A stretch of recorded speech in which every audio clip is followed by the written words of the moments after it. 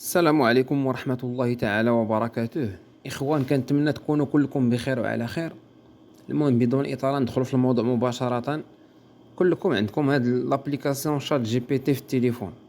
هاد شات جي بي تي كلكم عندكم، اللي ما عندوش يدخل البلاي ستور وينستالي هاد لابليكاسيون، راه رائعة تجاوبك على أي سؤال خطر على البال ديالك كيف ما كان النوع ديالو. حنا غنسولوهم دابا، غنقول لهم ما هي فوائد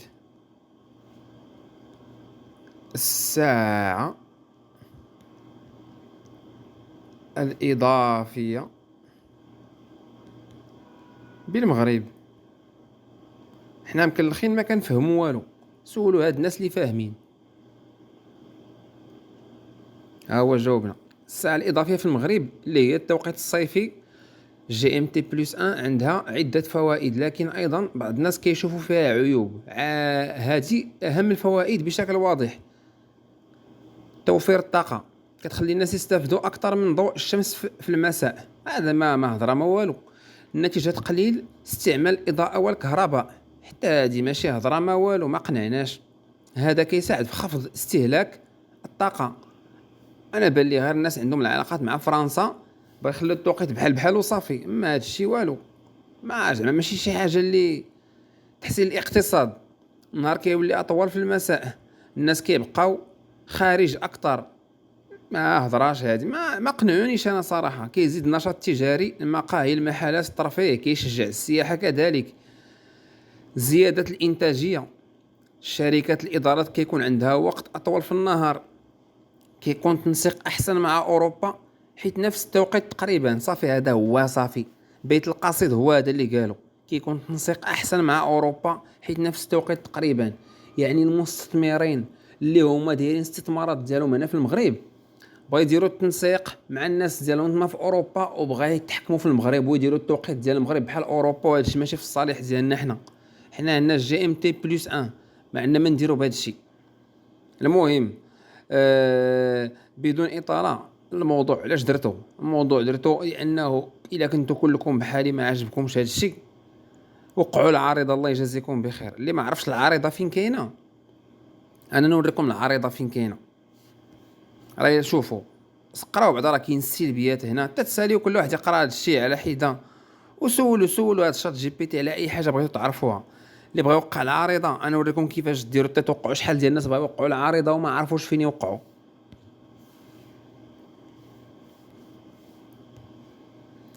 العارضه هي كالتالي، ها هي.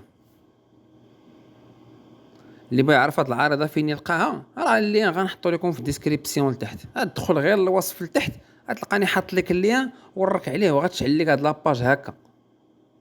هذه العارضه ديال المغاربه اللي بغينا نرجعوا فيها للتوقيت الطبيعي ديالنا اللي هو الجي ام تي. كلكم سنيو هذا الشيء، الله يجازيكم بخير. غطلع بحال ما هكا، غطلع لك هذه هي باسي لي طاب سويفونت.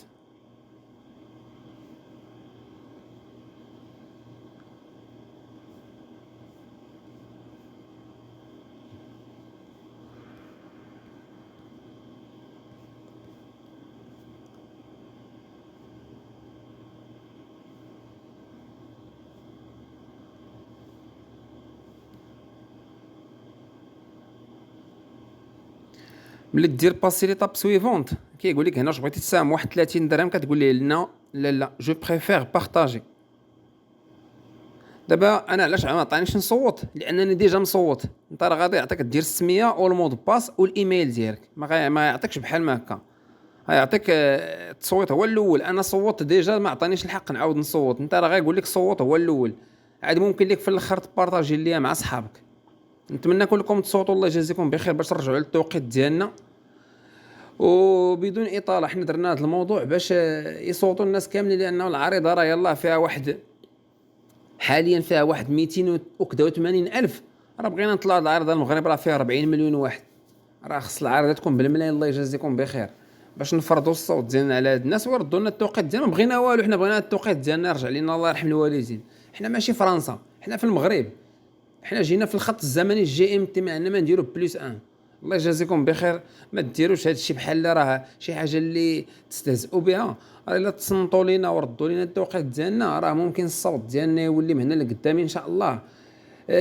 في بزاف د الحوايج اي حاجه طلبنا بها غادي يتخذ الصوت ديالنا بعين الاعتبار. يلا صباحكم مبروك، الله يجازيكم بخير. كنتمنى هذا الموضوع يكون نال الاهتمام ديالكم. السلام عليكم ورحمه الله تعالى وبركاته.